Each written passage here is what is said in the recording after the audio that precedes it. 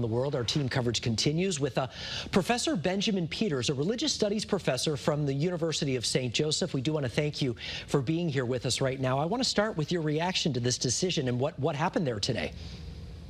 Well, my reaction wasn't quite as colorful as Archbishop Coyne's, but I was also surprised. I think I've kind of grown up thinking that an American could never be made pope, and so I think this is a surprising day. I think for a 2,000-year-old organization to still be able to surprise people, I think says a lot about the Catholic Church.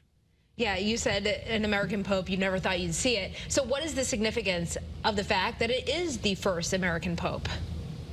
Well, I think it's significant both for the U.S. where Pope Leo was born and grew up, but also for Peru, where he spent so much of his time. And as you mentioned, he's a naturalized citizen. And so I think where Pope Leo becomes really significant is not necessarily for the United States only, but for both North and South America. I think we could really see him as a Pope of the Americas, which was something that his predecessor, Pope Francis, tried to emphasize often, is looking at the two continents as sort of one large body. And I think Pope Leo kind of just his sort of his dual citizenship, I think, speaks to that, and maybe emphasizes the idea that the center of the Catholic Church has now kind of maybe moved away from Europe and moving to places like America and like Africa and like Asia.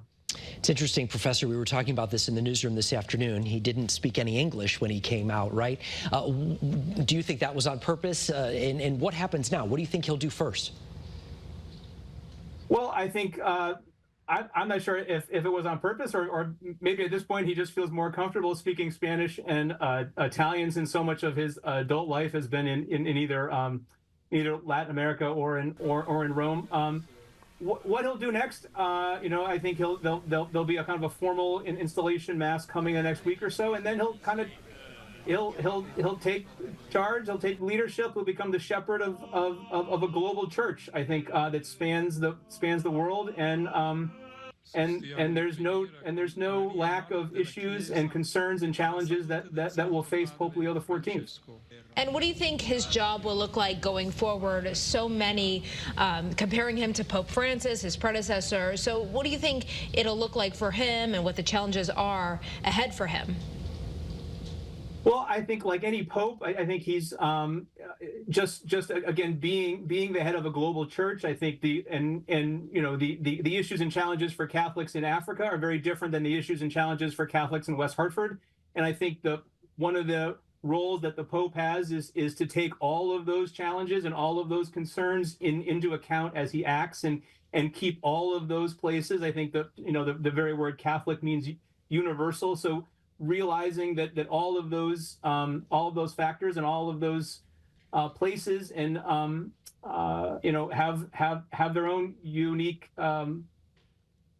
challenges and opportunities. I think it's not just challenges. There's a lot of beautiful things going on in the Catholic Church right now, and I think I'm looking forward to Pope Leo kind of embracing those and building on a lot of what Francis has already kind of built on, who himself built a lot on what Pope Benedict and John Paul II had built.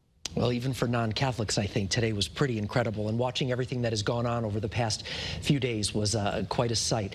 Benjamin Peters from the University of St. Joseph, thank you very much for joining us. We appreciate your time this afternoon. Thank you. Of course, we will have continuing coverage on the selection of the new Pope all night on Eyewitness News. More reaction from our state ahead right here at 5:30 and 6. And then tonight at 6:30, the CBS Evening News will have special coverage from the Vatican.